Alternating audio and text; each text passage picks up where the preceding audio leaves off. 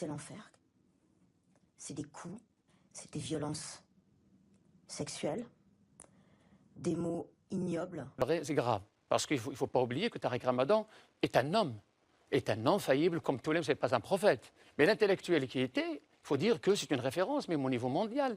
Il intervenait quasiment dans une dizaine d'universités dans le monde. Donc il avait sa place dans le monde intellectuel. La présomption d'innocence dont tout le monde a bénéficié, y compris un certain nombre de responsables dans notre pays, n'est pas reconnue à M. Tariq Ramadan. Donc, jusqu'à preuve du contraire, au sud de la justice, il est innocent, mais il y a un procès et il doit s'expliquer et on verra par la suite. Il ne faut pas réduire la communauté à Salah Abdeslam quand on parle, on va en parler toute la journée. Et Tariq Ramadan, il y a 6 millions de musulmans de France. Ce sont des personnes, ils peuvent fauter, mais ne pas réduire tous les musulmans à la faute d'un tel. En examen pour viol, le parquet de Paris a requis son placement en détention provisoire.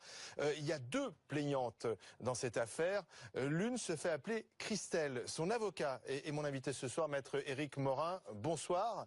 Vous êtes l'avocat de Christelle, l'une des plaignantes qui a été confrontée hier à Tariq Ramadan pendant près de 3 heures. Et puis Alexandra Gonzalez, bien sûr, garde un pseudo.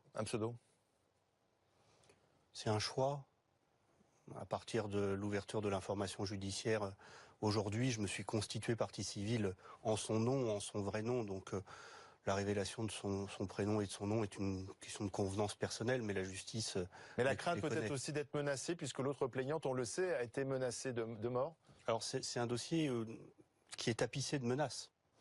Lors de l'enquête, il y a un certain nombre de témoins, dont certains que j'ai pu assister, qui ont été entendus sous le régime de l'anonymat, sur requête auprès du juge des libertés et de la détention, qui est compétent pour dire si les personnes peuvent être entendues sous anonymat. Et la condition pour être entendues de manière anonyme, c'est-à-dire sans qu'on puisse révéler leur prénom et leur nom, c'est que ces personnes ont subi des pressions récentes, des menaces récentes. Elles en ont justifié et c'est pour ça qu'elles ont témoigné dans ce cadre-là. Donc ce dossier est tapissé de menaces.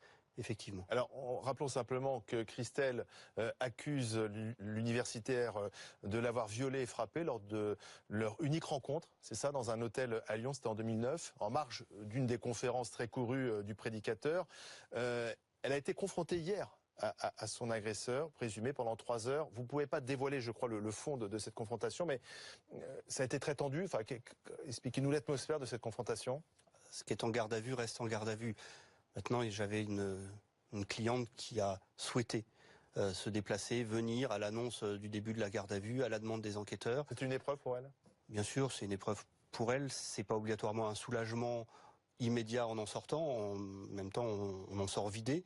C'est pas évident, forcément. On est en présence dans la même pièce, même s'il y a des précautions qui sont prises. Mais voilà, c'est à nouveau revivre et puis surtout entendre une contradiction puisque M. Tariq Ramadan nie les faits.